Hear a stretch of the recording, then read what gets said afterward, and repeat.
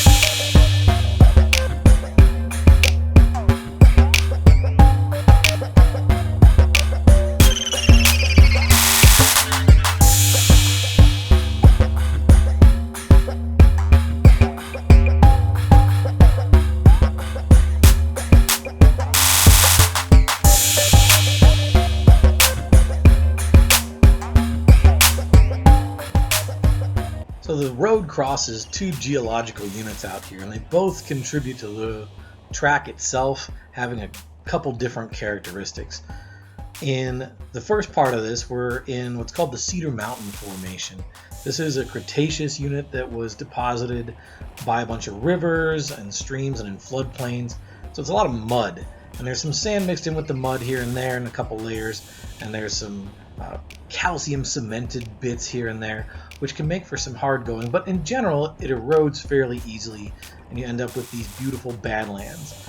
Now with these badlands, it also means that there's occasionally soft sand as these things erode and washes to cross. So you'll see in the first part here I'm meandering in and out of washes, up and down out of washes.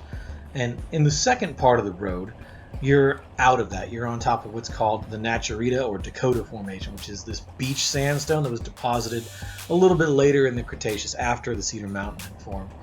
And then above that, as we get out on the Yellowcat Road, there's the third section, that's the Mancus Shale, but that's also the graveled section of the road, so it doesn't contribute as much to the road's characteristics. You'll notice when we are climbing up and down a couple steep hills and going across a couple rocky areas, that's going to be the Naturita Formation. And that beach area actually preserves dinosaur footprints in various places. I don't know of any along this road in the Naturita, but there are dinosaur footprints in the Naturita Formation. and it makes for driving a relatively low clearance vehicle like the Bullet somewhat interesting. I've got to wind around rocks here and there. Although the road is sandy in the center, I always try to keep a little bit of distance between the sandy center and my oil pan, just because there might be something hidden underneath the surface that I'm not aware of. And plus, there's bushes, sticks, trees, stuff I don't want to get stuck up against the fan or up against my exhaust. It is warm, hot, in fact, dry. It's fire season. You can see the smoke in the video here. So I don't really want to have something that's really blazingly hot sitting for a long time up against the bottom of my hot exhaust, because I don't want to start a brush fire, and I certainly don't want my car to burn down. So that's always a concern as I'm driving out in these areas, especially when we haven't had the monsoon moisture. It has been ridiculously warm. I've had over 60 days of above 90-degree heat in Grand Junction here, which is the second longest hot streak on record, and there's been no rain, no measurable precipitation for a super long time.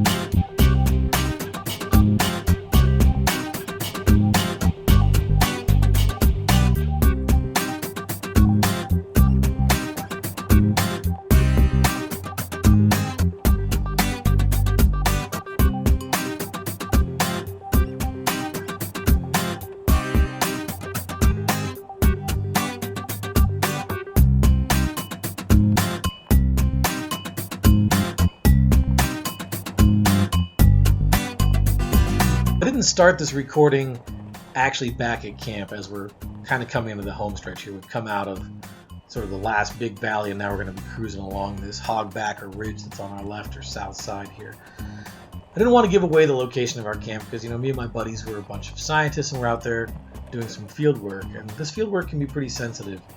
So all of us in this crew have had bad experiences with people coming out and disrespecting this stuff. People come out and they loot things occasionally. People come out and they vandalize campsites, stuff like that. So I don't want to give away exactly what this camp location is. Not because we don't want people knowing about the science that we're doing, but because we want to make sure that science is done correctly without the interference of people that are vandalizing and not respecting our public lands. So we're out here on Bureau of Land Management administered lands. There's also state sections out here. So all this is open to the public. People would go across, go hiking, go camping. During hunting season, it's open for hunting. We're north of Arches National Park, so there's not any of the Park Service regulations in effect up here. So it's really nice to have that freedom out here on the land, but with that freedom there also comes an increased responsibility to be good stewards of the land. So that's why I didn't start this video directly back in our camp. Not because I don't want to have you guys hanging out with me in camp, but I don't want some of the bad folks out there getting a hint of where this thing is. So it is enough to say that we're off the Yellowcat Road as we're heading in towards the Yellowcat Road here. And in not too long, I'll be turning north on the Yellowcat Road, and that's when we're going to pick up the speed a little bit, both on the ground and also film-wise, just because it's not quite as interesting driving along a flat, straight road for the most part.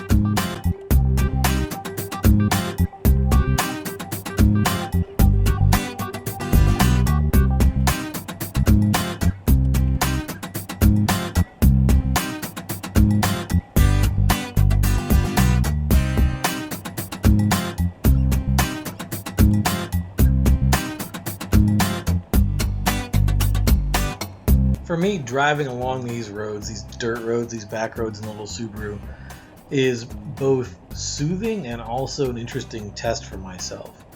It's an experience where you get to go out and get off the beaten path into areas that most folks that are traveling along the interstate or along some of the other highways in the area just generally don't get to see. And at the same time, it's a test of skill. This is not a vehicle that is, some sort of Baja off-road competition vehicle. It's not a high clearance pickup truck or SUV. This is a station wagon. And driving along this road, there's multiple times where I'm reminded that I could probably do with a suspension upgrade. There's a lot of creaks and a little bit too much up and down bouncing on occasion as I go over some of these bumps here. But it's nice to be able to test my skill on this road and make sure that I'm not bottoming out, that I can get to some of these more remote places. And I'm not trying to say that this is some super difficult technical off-road challenge course outside of Moab or something. This isn't like Hell's Revenge or Satan's Bathtub or anything like this. This is just a dirt road off the Yellowcat road. But if you take the average person driving along on I-70 to the north, in their Nissan Altima or the Toyota, whatever, they have a Yaris, a Prius, and ask them if they're going to even just go down the gravel Yellowcat road, most folks are going to stop and say, no, I'm not going to do that. I've got a little car here. And there's some folks that I've dealt with in the field before that are unwilling to take things like their Jeep or their F-150 down a road that I'm driving down here. So it's relaxing and it's validating and it's a fun challenge. As we go through on my other series, the repair series, I'm going to be doing some upgrades to the vehicle, hopefully in the near future, getting a little bit stiffer suspension, better suspension. Maybe it's adjustable so I can adjust my ride when I'm going to be going out on a little bit more challenging roads than this. So we'll see how that develops. But in the meantime, I can get to about 90% of the places I want with the clearance that the Bullet has and the fact it's got all-wheel drive.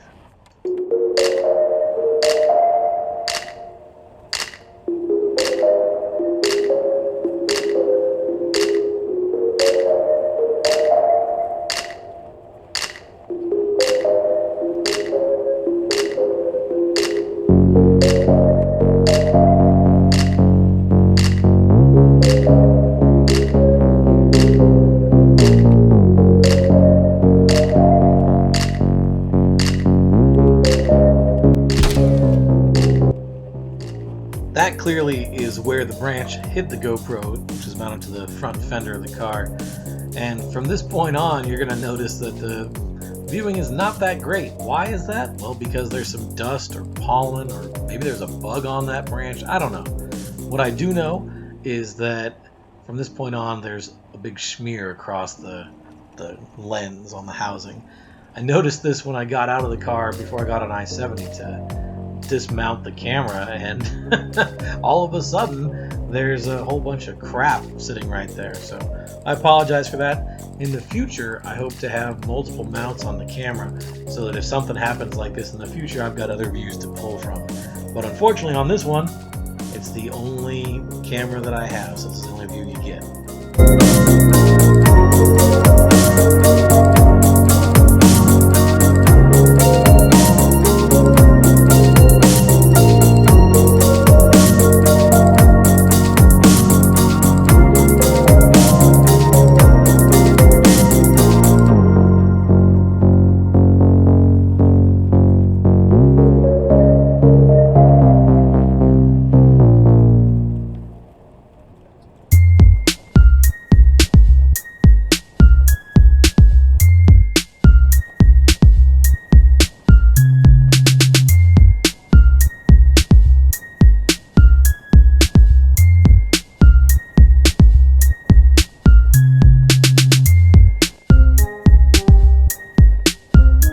This last bit always makes me feel a little bit sad because it means I'm leaving camp.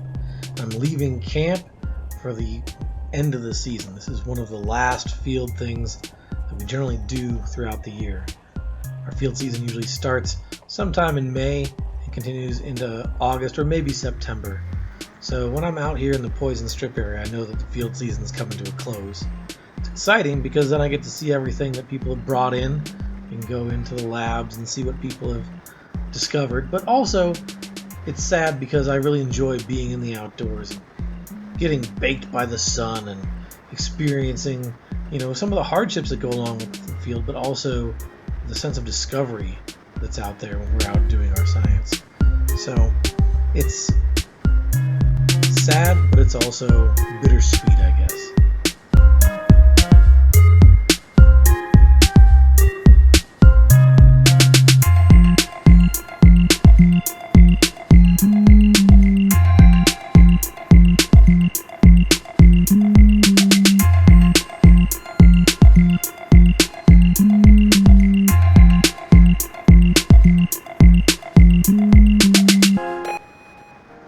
You can see here how the Yellowcat Road is pretty much a straight arrow once we get off of the little 2-track that our camp is down. And we're heading north towards the Book Cliffs, and you can see some great views of them out there. And it's a really desolate area. I rarely encounter any vehicles on this stretch of the road, and when I do, it's usually a lost tourist that thought they were going to take a back road into Arches, or occasionally someone else out that knows the area. But this whole Poison Strip area off of the Yellowcat Road is not very well known.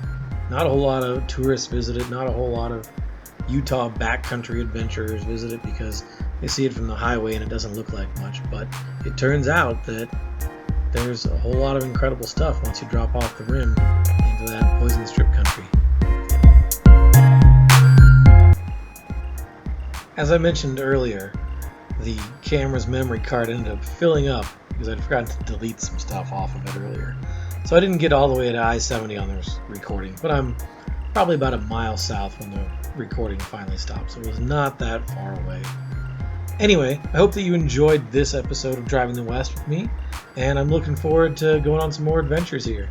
I've already got some footage for a couple other drives, including Grand Junction to Montrose and Moab to the little town of Cisco and back up to I-70, and we're also going to have a few more coming up, including driving through Delta County to Hotchkiss and going from Grand Junction up over the Book Cliffs through Rangeley and all the way up to Vernal. So look for all those coming up here this next week, and we'll see you next time on Driving the West. Don't forget, if you enjoyed this, to like and subscribe.